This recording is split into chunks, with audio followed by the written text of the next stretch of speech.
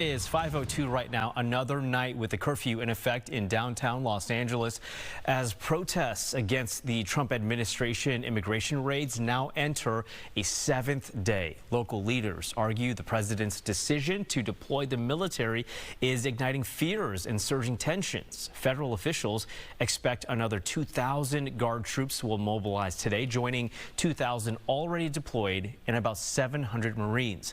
The LA protests are inspiring similar demonstrations in other cities like New York, Seattle, and Minneapolis.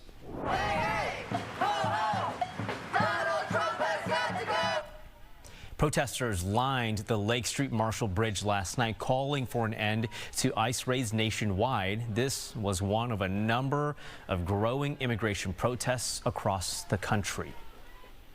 And happening today, Governor Tim Walz will testify at a high-profile hearing in Washington, D.C. about Minnesota's sanctuary status. Our Bill Keller is in Minneapolis this morning, where city leaders are making it clear they will not help enforce federal immigration law. Good morning, Bill.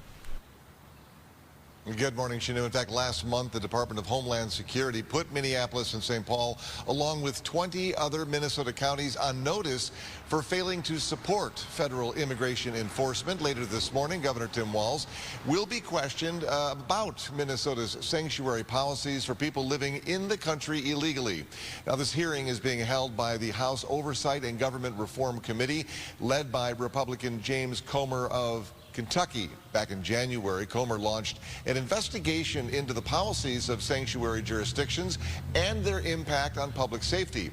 Governor Walz, one of 3 state leaders being questioned at today's hearing, including the governors of Illinois and New York. Meanwhile, a protest in Minneapolis remained peaceful last night.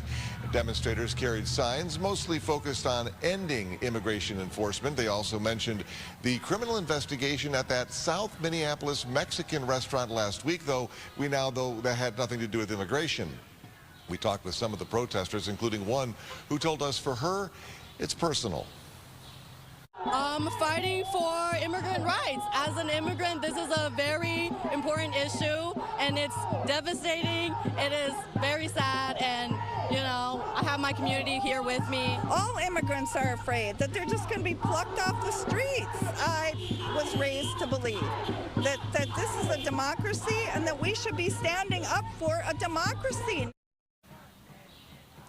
Yeah, demonstrators also gathered outside the Sherburne County Jail in Elk River yesterday, demanding the release of protester Isabel Lopez. The 27-year-old was charged with assaulting, resisting, and impeding officers during what she and others thought was an ICE raid in Minneapolis last week.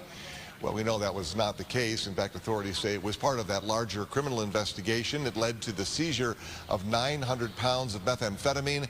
Over the weekend, though, Minneapolis police issuing a memo internally reminding its officers of the separation order that is in place. It prohibits police from assisting in civil immigration enforcement. Chanu and Hannah even posting a reminder to the public that officers will not ask about someone's immigration status or help enforce or detain anyone based on a civil immigration warrant.